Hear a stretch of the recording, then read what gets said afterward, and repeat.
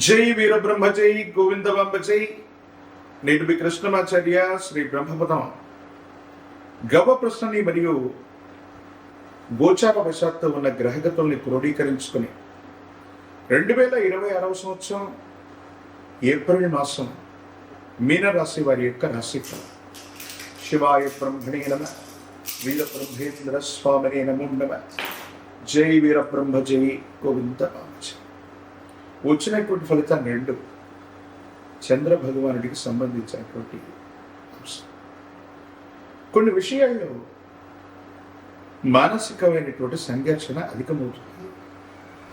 తలనొప్పి, బ్లడ్ ప్రెషర్కి సంబంధించినటువంటి ఏవైనా ఆరోగ్యపరమైనటువంటి అంశాల్లో మీకు ఇబ్బందులు ఉన్నట్టయితే వీటి పట్ల తస్మాత్ జాగ్రత్తగా ఉండటం చెప్పదగిన సూచన. జన్మరాశిలో శని, కుజుడు, బుధుడు ఇటువంటి గ్రహాల యొక్క స్థితిగతులను అనుసరించి చూస్తే అనాలోచితమైనటువంటి నిర్ణయాలు, స్వయంకృత అపరాధాలు మిమ్మల్ని ఇబ్బంది పెట్టేటువంటి అవకాశం ఉంది. కొన్ని విషయాల్లో నిర్ణయం తీసుకుందాం, సానుకూలవంతమైనటువంటి ఫలితం వస్తుందా అనుకున్నటువంటి పరిస్థితుల్లో మీ పరిస్థితుల్ని మీకు మీరుగా సంక్లిష్టం చేసుకునేటువంటి అవకాశాలు కూడా కొన్ని కనిపిస్తుంటాయి.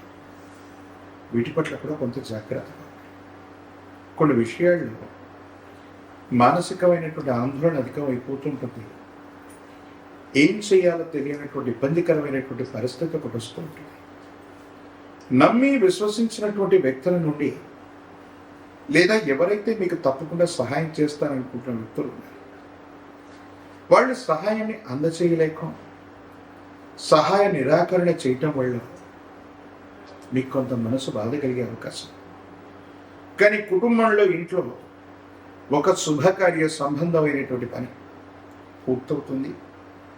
శుభకార్యాన్ని పూర్తి చేసుకునేటువంటి అవకాశం కూడా తప్పకుండా కనిపిస్తూ ఉంటుంది. ప్రత్యేకించి ఈ రాశి జాతకుల యొక్క జీవన గమనంలో దూర ప్రాంతాల్లో ఉన్నటువంటి మిత్రులు అవ్వచ్చు, లేదా దూరదేశాల్లో ఉన్నటువంటి కొంతమంది వ్యక్తుల నుంచి శుభవార్తలు వినేటువంటి అవకాశం ఉంది.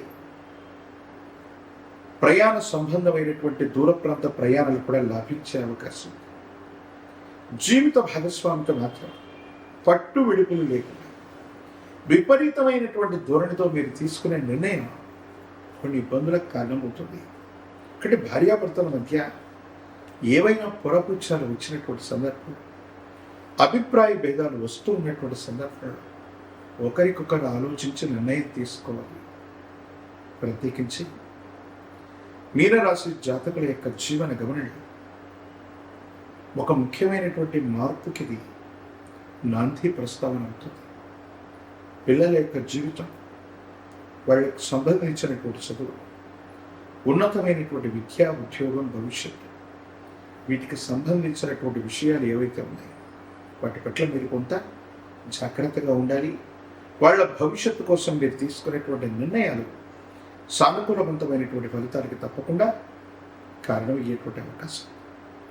ఏది ఏమైనప్పటికీ కూడా ఈ రాశి జాతకులు జీవన గమనంలో ఎక్కువగా ఆలోచించడం, మానసిక ఆందోళన, ఉద్వేగభరితమైనటువంటి పరిస్థితులు, తలనొప్పికి, మానసికమైన సమస్యలకి, బ్లడ్ ప్రెషర్ లాంటి దీర్ఘకాలికమైనటువంటి అనారోగ్యానికి కారణమయ్యేటువంటి అవకాశం.